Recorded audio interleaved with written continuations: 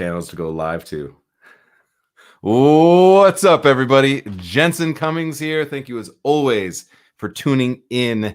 Today's episode is Best Served Podcast 192, and we are talking our talented people leaving the hospitality industry. This is a channel of Best Served Paragon, and I am with Andrew Parr, who's going to be my co-host for this. Andrew Parr is with Angry Olive Consulting, and he is founder and chief idea man, chief advisor. Chief advisor. I like that. I like it. We need a lot of advice in the industry, and Andrew and I work together behind the scenes on a lot of projects, a lot of the good content that comes out. So the Paragon Pillars, this is going to be the focus of this channel. You're going to hear this a lot in other channels as well. Really what we're doing is working on a roadmap to an equitable, profitable, and sustainable restaurant model. All right. And we see that we've needed this for a long time. It has been ripe for disruption for a long, long time. Yet now with COVID-19, we see the absolute necessity. And so this breaks down into two outcome goals that we have. And this comes from a dream, from a vision, from a hope that I have of seeing 65-year-old line cooks regularly retiring from putting in 35, 40 years on the line because we invest in their future. We invest in the American dream of putting 2.5 kids through college and being able to get the gold watch and the pension. And these things just are not the norm in our industry. And we need to evaluate why and figure out a way forward. So 2 pillars. Number 1, 75% employee retention and satisfaction. And when we are at a 73% turnover rate, when the numbers say that 56 days is the average tenure of a restaurant employee, we have a long road to go. But we believe that if we invest in the human capital, there's a massive opportunity. We need to understand that it's not what's on the plate, it's who gets it to the plate that truly matters. That's number 1. Number 2 is we want to get to 19% net profit. This is a FU to COVID-19, 19% net profits.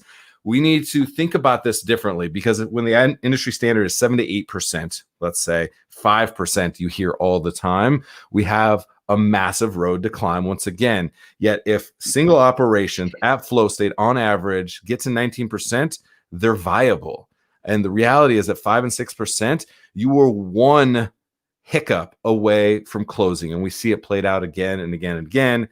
Restaurants, 65% of restaurants close within a year. You hear those numbers and they're numbers, but they're somebody's reality. And so the way that we see going about that is stakeholders at every level of the P&L. And this is where Andrew is a wizard of understanding all 107, all 124, all 135 line items in your P&L are an opportunity not to have a service or have a product or who's got the leverage or what's the price. Partners. You need partners because we see right now, and every industry that's connected to restaurants sees right now that restaurants are fundamentally the pillars of their community, both from a culture and commerce standpoint. And we all need to invest in that if we want to see restaurants continue to thrive and right now just survive. So that's what we're breaking down.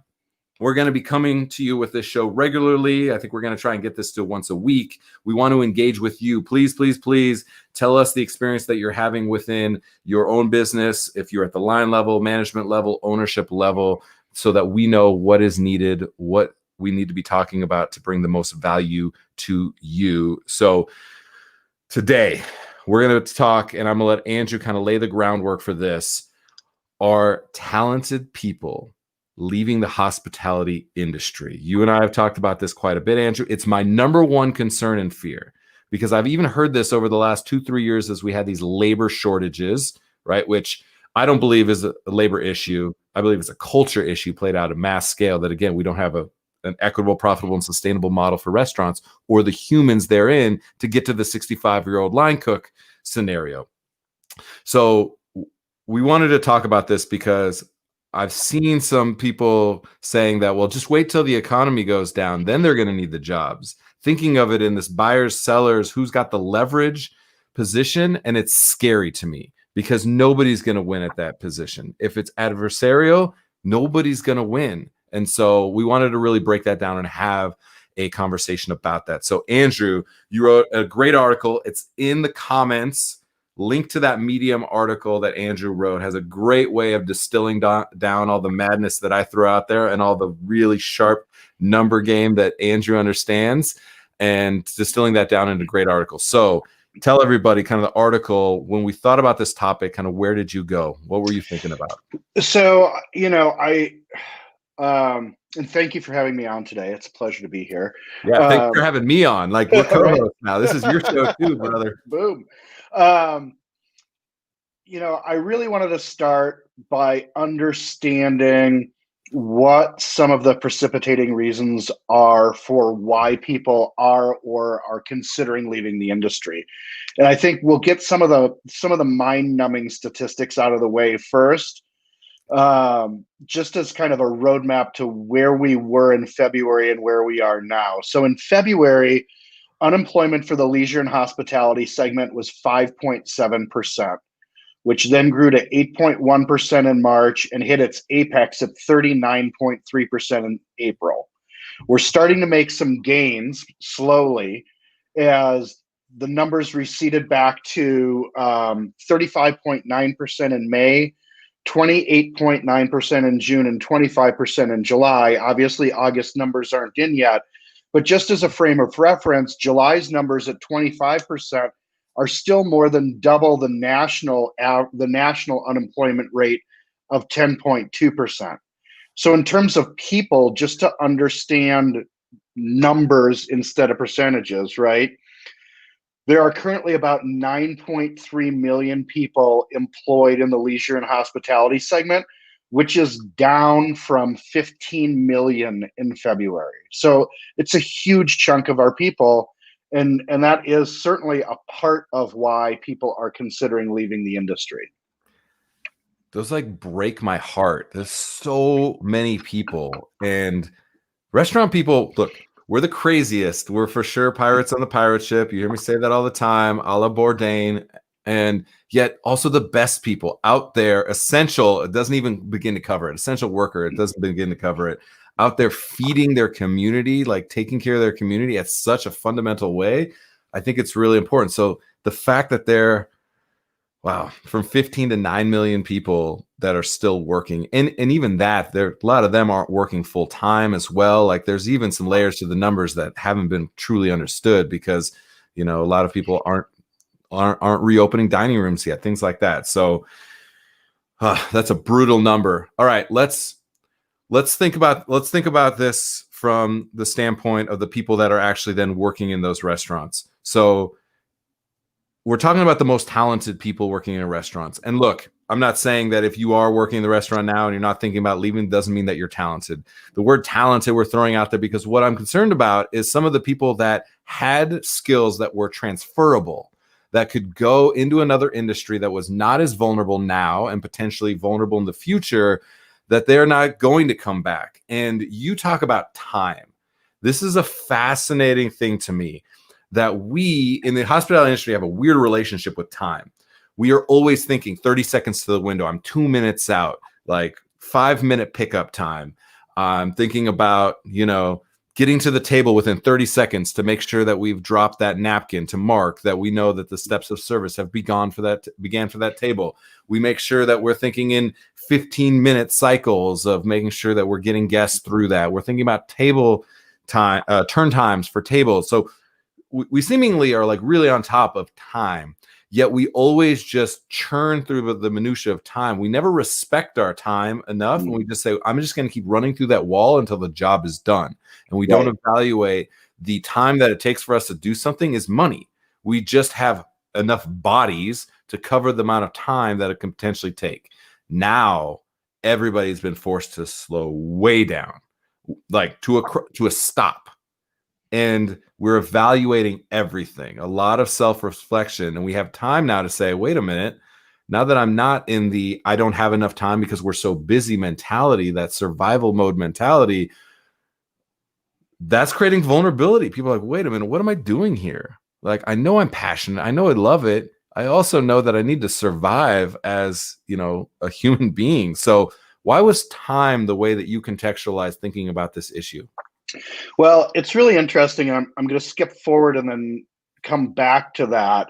One of the other factors too, when you talk about self-reflection and the ability to gain perspective, a lot of us in the industry have suffered from this elixir of both comfort and fear. And the comfort is knowing that we have a job, and the fear is that our skills are not transferable to another industry. And the reality is that up and down the scale, everybody has skills that are transferable to another industry. And listen, you could say something as simple as you could easily go from food and beverage into retail, because that's a very easy comparison to draw.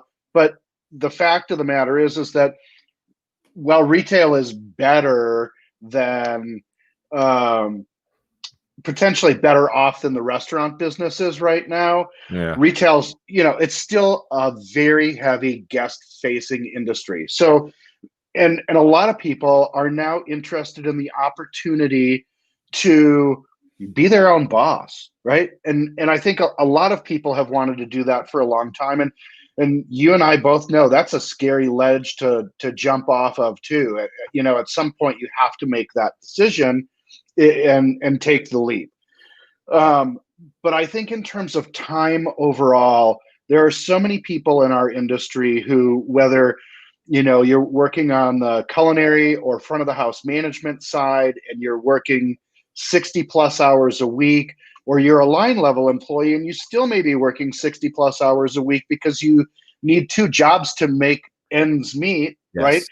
And so you are then in a position where you've got a half a day off, and you're spending that half a day off cleaning the house, doing laundry, going grocery shopping, and resetting for the whole week. So we've never provided ourselves with this mental space to consider what else it is that we can do. And a lot of people, like I said, self-employment, whether it is gig economy, whether it is moving into insurance, real estate, and grant whether those are businesses where there's a broader umbrella, but you still work for yourself, or you're truly self-employed, there's now a lot of time and opportunity to really look at the future and decide how you want to shape that for yourself. Yeah, I talk about this kind of anecdotally, and I joke about it a little bit, but when I say, being the Google of this or that industry, like what does that actually mean? And to me, it's like, yeah, maybe it's the bouncy ball chairs, and it's the foosball table, and it's like the free, Sour Patch Kids. Fine. I understand that part of it. And you're like, that's tech, that's not us. What it is, it's an investment, and it is like saying steadfast to investing in culture, education, innovation, right? And I think about that as like, how do restaurants become the XYZ restaurant of this industry? Because we invest so much in the human capital, so much in culture and education. And we throw those things around, the restaurant culture. Like, obviously we have culture. We create the best experiences. We create memories and smiles and moments captured in time. And it's always a good time, except under the veil of that, there is a lot of the culture of restaurants that is really toxic, that is not sustainable, that has the intensity of like, look, I work 70 hours a week in kitchens. I did not take a sick day for a span of almost 7 years because I thought like that's what I had to do as the leader. I was going to be that tough guy, tough gal mentality. And it just churns through people. I burnt out. So many talented people burn out and say, I got to go somewhere else. Now, not only the people that are feeling that burnout are saying, look, clearly this is something that I need to reflect on for myself. Yet now, even if you maybe didn't feel that burnout, now you feel that vulnerability. Now you feel like, wait a minute, restaurants, they can't employ us. They can't employ us fully. And so people are thinking about leaving the industry. I want to go back to the Google. Like, how does a restaurant become the Google of its industry? How do restaurants invest in people? And so for you, again, one of the things that we talk about a lot is investing in people. And I want to touch on this. And I'm going to throw this up here. We talk about like there's 4 ways to invest in people: wages. Look, if it's $15, if it's universal pay, I don't know. I can't tell you for your city, for your state, what makes the most sense for your business. What I can tell you is you have to invest in wages enough that people are not in that survival mode, that they're not in a scarcity mindset, because they're always thinking about getting theirs and looking for the next thing, because they're barely surviving. And getting people out of that fight or flight mode is really, really important. Wages, figure out a way to make sure people are taken care of. Benefits, I mean, we talked about this. I want you to touch on this. Benefits. You talk about being a true professional. And I joke about how I feel lucky that I never was asked by my family to get a real job, because we've been in the industry for 5 generations. We've been somewhat successful, or we're just gluttons for punishment. I don't know, maybe both. Benefits now are something that, well, if you're going to work in insurance, if you're going to go work in an office, if you're going to go do some of these more 9-to-5 jobs, it's not even a question. Benefits are obviously a part of it, yet it's something that is fought for tooth and nail. And sometimes it's like, well, we can't afford it. And then people leave, and then that costs you money, and you can afford to lose people, but you can't afford to do this part of the equation. That's a concern. So benefits, talk about that. Why do you think that that is such a paramount issue when it comes to being a true professional? Well, I think, you know, when you talk about the Paragon Pillars, the reality is that, you know, you look at every line on the P&L, you look at every part of your business, and it is its own ecosystem.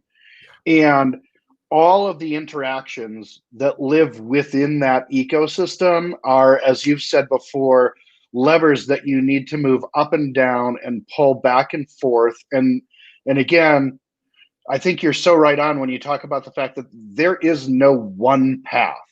There are multiple paths. There's a huge map, and you have to decide which paths are appropriate for you to take based on what your business is and how you've built your culture. But, you know, directly to the question that you asked, you know, to work in an industry that is one of the largest employment segments in the country. Number 2, right behind the government. Right. And then to not be able to go to that segment and expect health insurance, paid time off, sick days, you know, to be told on day one, you should expect to work every single holiday.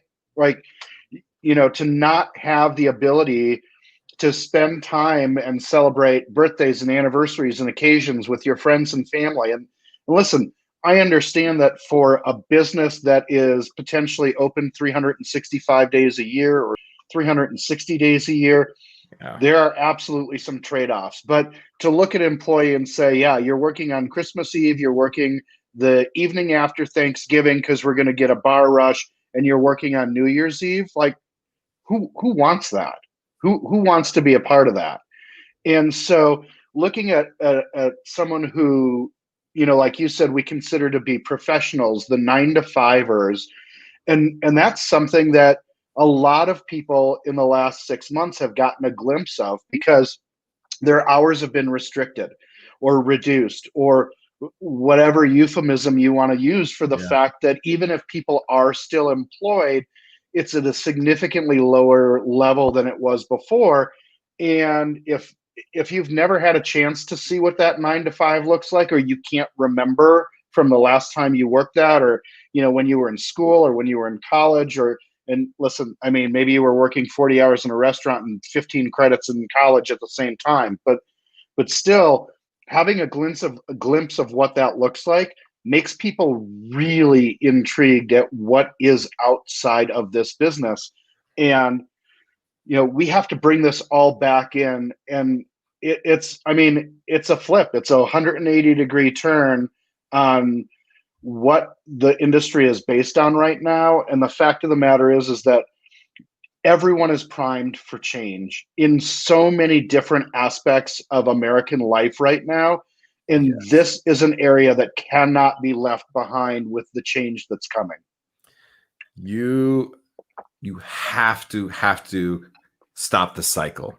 Yeah. This vicious cycle of, well, people are transient. They're just doing this job because they're in college. They're just, you know, looking for a little bit of experience, then going to the next thing. And you're right. Like, you know, I did plenty of stints where I was like, okay, 2 years, cool, done. 2 years, cool, done. Like, I absorbed whatever superpower, and then I was on to the next thing. So I understand that there is a transient nature to the business, yet we've also perpetuated that and said, okay, well, if people are just going to leave, then I'm not going to invest the time, the effort, the money, the resources, the infrastructure, the culture, the wages, benefits, culture, education into them, because they're just going to leave. And then we end up with what we call bodies. I want to keep coming back to Chef Alan Plemons, like really struck me with this, said we call them bodies. Like they're basically corpses that are there to fill space to, again, run through the wall and not value our time and the cost that is until we finish the shift. And that is just such a morbid picture, yet it's such a reality. Like, yes, we are a family. At the same time, we're a business. And if we invest in the business, and which, yes, direct labor is your most expensive line item, you're investing in the success of your business, and they might leave. I think of the adage where it's the CFO and the CEO talking, and CEO saying we need to invest more money in the people, and the CFO says, well, what if we do invest time, money, effort, resources into our people and they just leave? The CEO says, what if we don't and they stay? That to me is huge. Yeah, please. And let me share this story with you. And this is actually true real life for me. So I graduated from law school. I moved from Minnesota down to Phoenix, and I went to work for a corporate restaurant group. And one of the managers there was somebody that I had the opportunity to work with when I was working my way through school in Minnesota. So everybody on the management team knew that I had a newly minted law degree. And we went through training, and after training, they selected who the trainers were going to stay, like they brought in the whole corporate training group. Yeah. They left, then they selected the new trainers. I wasn't selected. And so I went to my general manager and said, I'm not sure I understand this. Why wasn't I chosen as a trainer? And he said to me flat out, you have a law degree, you're probably going to be gone in 3 months, and it just doesn't make sense. And guess what happened? I stayed with the company. I moved into management. I became a general manager of a manager in training unit, turned around and trained all of these other managers to go out into the world. And, was I made a trainer at some point? I was. But think about all the ground and the traction that you lose by not investing in your best people, whether they're going to be there for 3 months or for 30 years. Invest in them, because they'll give it back to you fivefold. Yeah, 3 months in a restaurant, just do some math of the amount of plates a cook is pushing out. Imagine the amount of guests that a front of house employee is interacting with, or a host is interacting with. Imagine that number, 3 months, and they work 5 shifts a week, let's say.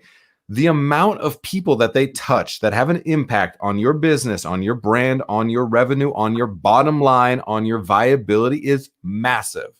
So if they're going to be there for 3 months or 3 years, the investment has to be there, because one, they're going to touch so many potential repeat business guests and customers, or people that will never come back again, ever. And we're saying, well, we're not going to invest in them because they're going to leave in 3 months. Either don't invest in them and don't hire them, or invest in them. Yep. Because you're investing in some trajectory for your business. And I'm saying this because I didn't always do this as well. Like, I was like, cool, I'm going to be able to hold everything together, and I just need enough people and enough talent to like fill that space. And I recognize that every time I thought like that, I failed. Full stop, fail. Linear, it's binary, fail. And every time I invested in people and recognized that I work for them, that is my job to hold space to empower them to do what they do, what they're passionate about, and invest in their future. And if that meant, I want you to have my job, and if that doesn't mean I can open another restaurant for you, then I'm going to put you in a position to go do that somewhere else. It always comes back. And so if you want them to be 3 months or 3 years, invest in the 3 months so you actually have a chance to get to the 3 years. And that's the game. And that's the trick that we're missing, because we think in such short figures of time, as I just mentioned. We're thinking 30 at the beginning, 30 seconds to the window, 5-minute pickup, 15 minutes to reset the guests. You want an hour and 5-minute table turn time, whatever. Anyway, you guys get me. time. We think in such short spans of time. It makes us pretty good at tacticians, like we are tacticians, yet strategy is thinking long term. How do we invest in the long term? You can't think 3 years because you can't even get to 3 months. And so that part of time, I think, is really important. When you're thinking, again, let's go a little further on the time aspect of this, is kind of like the last thing for you. When you're thinking about the numbers, when you're thinking about the number of people, when you're thinking about the time that it takes, when you're talking to a restaurant operator owner saying, I don't have money for benefits, I can't afford to invest more money than I already have because we're barely getting 5 or 6%. Again, the conversation is not, it's not, how do I pay somebody $12 an hour instead of $16 an hour, instead of $22, instead of $30 an hour? Really, that's what we should be paying everybody that works in a restaurant. And I know that's a hard pill to swallow when you're talking about $12 or $13 an hour for a line cook. Yet, what I want to have the conversation with is like partners, from landlords, from food vendors, from the people that are building your website. How can we invest in the long-term success of our business to get to the 19%? I want everyone to commit to 19%. Can we all, the 102, 124, 135 line items in your budget, can we commit to 19%? Because that's what it's going to take for restaurants to survive. We have to understand that. 19%, that is viable. That creates the opportunity for an equitable, profitable, sustainable model. If we invest in that, everybody who works with restaurants day in and day out and needs them to exist and thrive, for you to have a business, where do we find 0.25%, 1%, 0.5%, so that we extend the time that we can invest and the money that we can invest and the effort that we can invest? So I don't know that there was a question there, Andrew, but like, well, go there. Let's wrap it yeah, with you telling us about, kind of that dynamic we're talking about. absolutely. And this reminds me of an article I recently read in Denver Business Journal about Amethyst Coffee, who just eliminated tipping, and they are now paying their employees $50,000 a year, a professional livable wage. Right now, I don't have the benefit of knowing the good folks over at Amethyst, but man, I'd love to know what levers they pulled someplace else on their P&L to make that happen. I know that they have worked hard with their landlords, and there hasn't been a whole lot of give and take based upon what's been reported. But it's like I said, all of those smaller interactions that live within the ecosystem in terms of pulling on your partners. And again, it's not a vendor. It's not this person that you dread seeing. It's not this person that you hate to get the phone call from, or that's going to, your partner knows not to come and sell you 3 new bottles of wine at 4:30 on a Friday afternoon, right? Your partner knows they need to give you a call or send you an email and set up a time that works for you. And in return, you're going to do something for your partner that's beneficial as well. Maybe you're going to bring on 4 new wines instead of 3 new wines, or whatever the case is. But that's where the economy works in these relationships, right? And so they can maybe drop something here or there, and you're not going to be overly burdened by having to put a bunch of stuff on inventory that's clogging up your cash flow. And those are the interactions that make it all work. Yes, a couple things to unpack there. Really, really important stuff.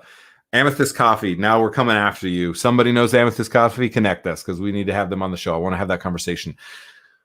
What happens often when you see people investing, and there are absolutely people investing, is, unfortunately, I love and hate what you just said about Amethyst Coffee, because I love that they found a way to invest.